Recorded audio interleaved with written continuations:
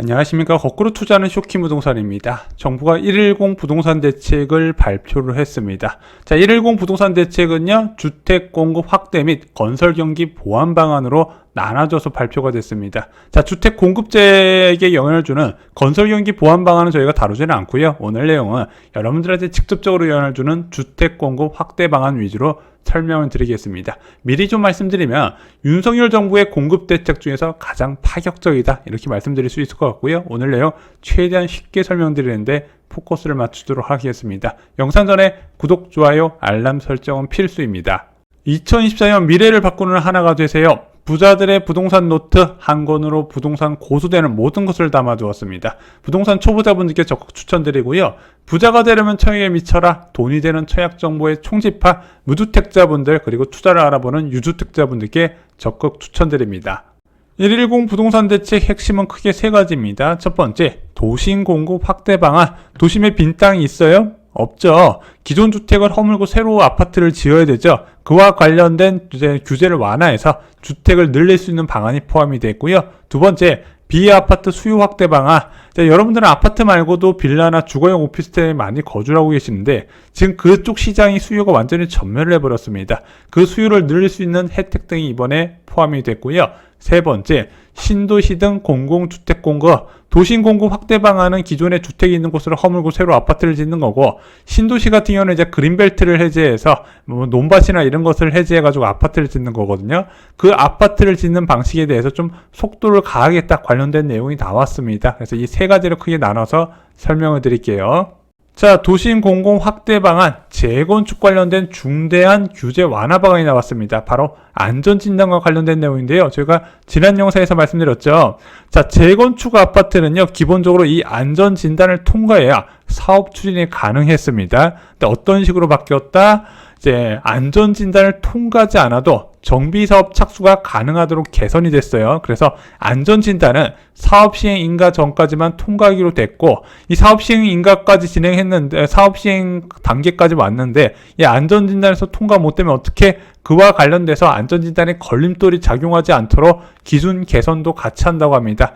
요약해드리면은요, 이 안전진단 통과가 재건축의 첫 단계였다가 거의 중간 단계 거쳐가는 행정적인 과정으로 바뀌게 된 거예요. 쉽게 말씀드리면 누구나 원하면 재건축 연한 30년만 충족하면은 재건축이 가능하도록 환경이 바뀐 거죠. 굉장히 중요한 내용입니다. 자, 두 번째는요, 사업 주체 구성 조기화입니다. 자, 앞서 재건축 같은 경우는요, 안전진단이 통과가 되고 나서 정부, 지자체가 정비 구역을 지정하고 계획을 발표합니다. 그 계획을 바탕으로 추진위 구성과 그리고 조합 설립이 가능했어요. 그래서 이 세 단계가 워낙 시간이 오래 걸리다 보니까 조합 설립까지 10년까지 걸린 경우도 많이 있었단 말입니다. 근데 이번에는 어떻게 바뀌었다? 이 조합 설립 전의 단계들 있잖아요. 안전진단을 한 거나 또는 정부의 지자체의 정비구역 지정이나 계획이 나오는 단계, 그때 병행해서 같이 할 수 있도록 바꾸기로 한 겁니다. 그래서 준공 30년 도가 시 추진위 구성이 가능해지고 정비구역 지정과 조합 설립 추진이 병행해서 가능하도록 바뀌게 된 거죠. 자, 그래서 내용은 이렇습니다. 재건축 패스트트랙이라 이름이 붙였는데 현재는 안전진단에 입안 제한, 정비구역 지적과 정비계획 수립, 그 다음에 추진위 구성, 조합 설립, 조합 설립 신청, 조합 설립까지 진행이 됐는데 이것을 다 뭉쳐서 한꺼번에 진행되는 거예요. 정비구역 지정과 정비계획 수립할 때 안전진단 바로 안전진단은 뒤로 밀어주고요. 추진위 구성과 조합 설립을 같이 진행하면서 사업을 획기적으로 단순화시킬 수 있다는 거죠. 이거는 제가 볼 때는 효과가 좀 많이 있을 것 같습니다. 자, 두 번째는 재개발 완화 방안입니다. 여러분들 아시다시피 재개발은 아무 곳이나 다 해주는 게 아니에요. 일단은 노후 건축물이 많아야 되고요. 과소 필지나 또는 이제 도로 접두율 같이 이제 사람의 거주에 필요한 기본적인 환경이 환경이 조성이 안 된 특징을 갖고 있어야 되는데 그 일부 규제가 완화가 됐습니다. 바로 노후도예요. 노후도 요건이 30년 이상 건축물 3분의 2에서 60%로 완화가 됐고요. 재개발 촉진지구 같은 경우는 이제 50%까지 완화를 시켜준다고 합니다. 또한 구역 지정 요건도 완화를 해줘서 현재는 노후도동 이방 요건에 부합하지 않은 지역도 10% 포함이 가능했던 것을 이제는 20%까지 포함 가능하도록 재개발 구역이 좀 넓어지도록 제도를 좀 바꿨습니다. 자, 세 번째는 자금 지원 신설입니다.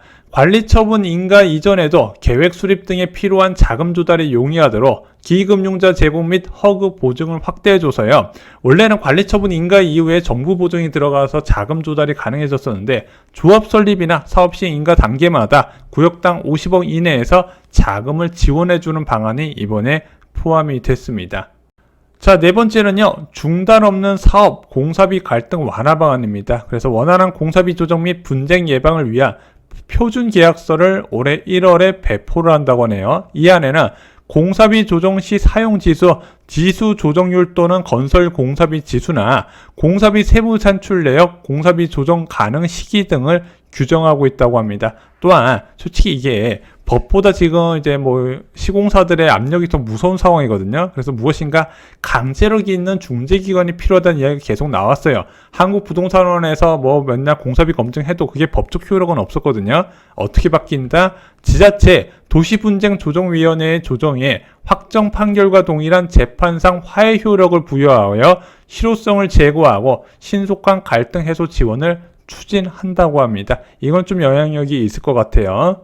자, 도심공공 확대 방안 1기 신도시 등 노후 계획 도시 재정비 관련해서 살펴보겠습니다. 정부는 신속하고 내실 있는 계획을 수립한다고 해요. 그래서 국가 차원의 시책과 지침을 제시하고 도시의 재구조와 방향과 단계별 정비 계획을 담은 도시별 청사진을 올해 하반기 정으로 제시를 한다고 합니다. 그리고 이 청사진을 제시하면서 동시에 선도지구를 지정한다고 해요. 그래서 정비 모범 사례를 제시하고 본격적인 정비사업 절차인 특별 정비 계획을 수립한다고 합니다. 그래서 2025년부터예요. 그래서 올해 하반기에 1기 신도시는요, 이 선도지구에 포함이 되냐 안 되냐에 따라서 큰 결과 차이가 날 것 같아요. 아시다시피 1기 신도시는 워낙 규모가 크기 때문에 그것들이 전부 다 재건축을 추진할 수는 없어요. 단계별로 나눠서 진행할 겁니다. 제가 볼 때는 여기서 가까운 곳이 선도지구로 지정될 가능성이 커 보이고요. 점차적으로 여기서 멀어진 쪽으로 재건축이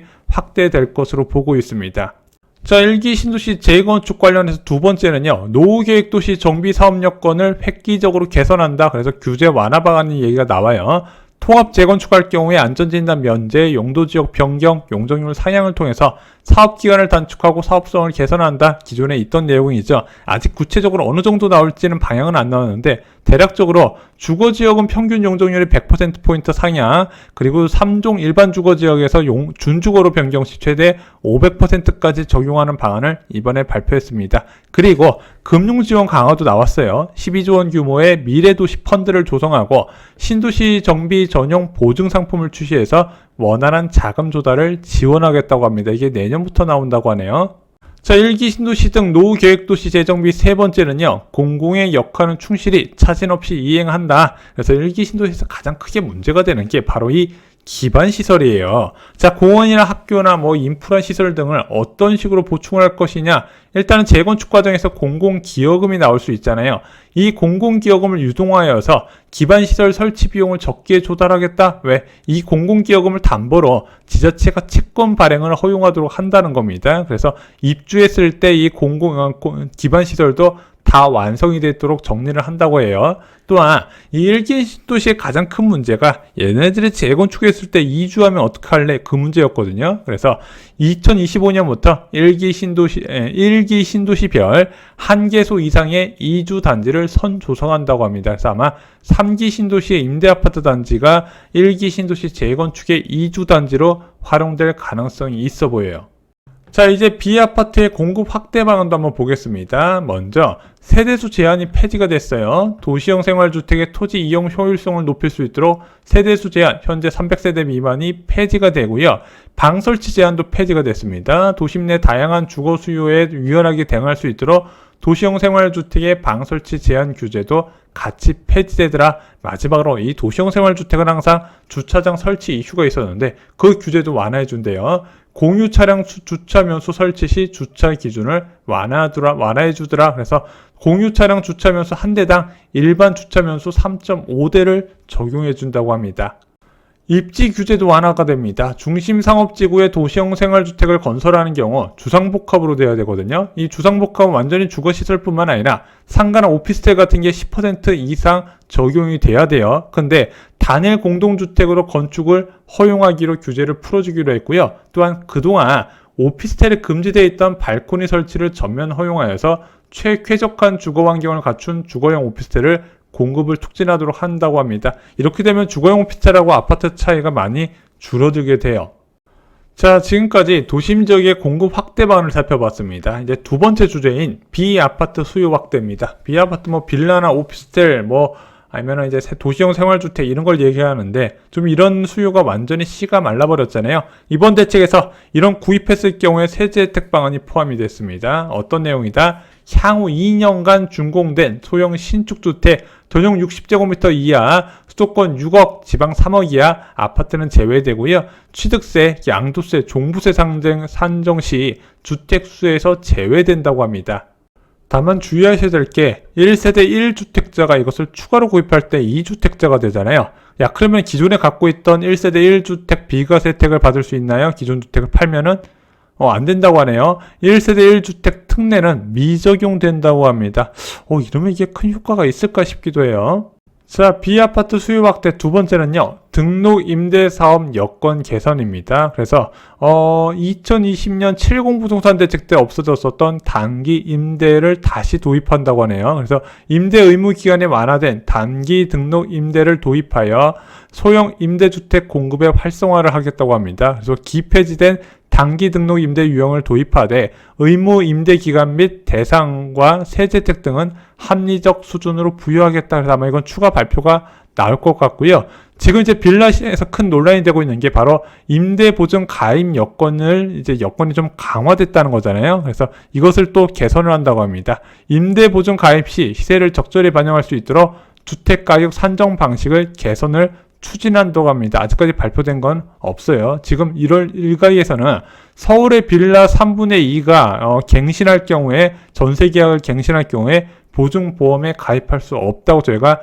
영상에서 말씀을 드렸었죠. 이것에 대해서 약간 손볼 가능성이 생겼습니다.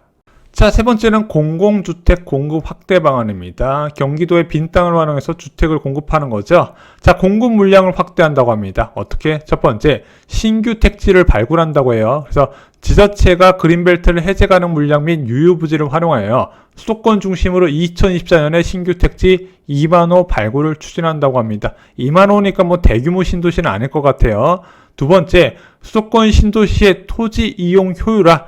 기존에 지정했었던 3기 신도시의 창릉지구나 하남 교산지구 같은 경우는 뭐가 많냐면은 녹지 비율이 굉장히 많고요. 자동용지 비율이 무식할 정도로 많아요. 이것을 조정해가지고 3만 호 이상을 물량을 확보한다고 합니다. 그럼 지구계획이 다시 나와야 되거든요. 이것 때문에 좀 3기 신도시 공급이 늦어질 수 있다고 예전 영상에서 한번 다뤄드렸습니다. 어찌됐든 신규 공급과 기존 물량의 용적률이나 녹지 비율, 자동용지 비율 조정으로 3만 호, 총 5만 호가 늘어난다는 계획이 이번에 발표가 됐습니다.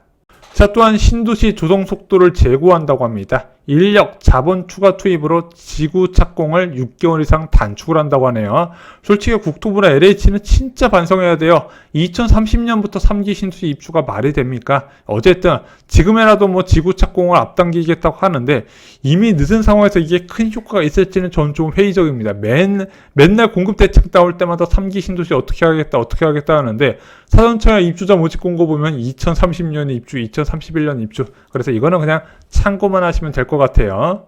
자, 기존에 지정한 3기 신도시의 주택 착공도 좀 당기겠다고 이야기를 했어요. 그래서 고양, 창릉, 남양주, 왕숙, 하남, 교사는 올해 하반기, 그리고 부천 대장지구는 내년 1월에 착공을 한다고 합니다. 주택 착공. 물론 이거 착공된다고 별대처럼 여기저기서 아파트를 짓는 게 아니라 아마 공공분양 중심으로 해서 한두 건만 착공을 하고 굉장히 장기간 나눠서 공급될 거라고 말씀드렸죠. 그래서 이렇게 3기 신도시가 공급이 빨리 된다는 소식은 그냥 참고 정도로만 하시면 될 것 같고, 관심 있게 보실 만한 게 이제 광명 시흥지구 7만호예요. 2014년 하반기까지 지구 계획을 승인한다고 합니다.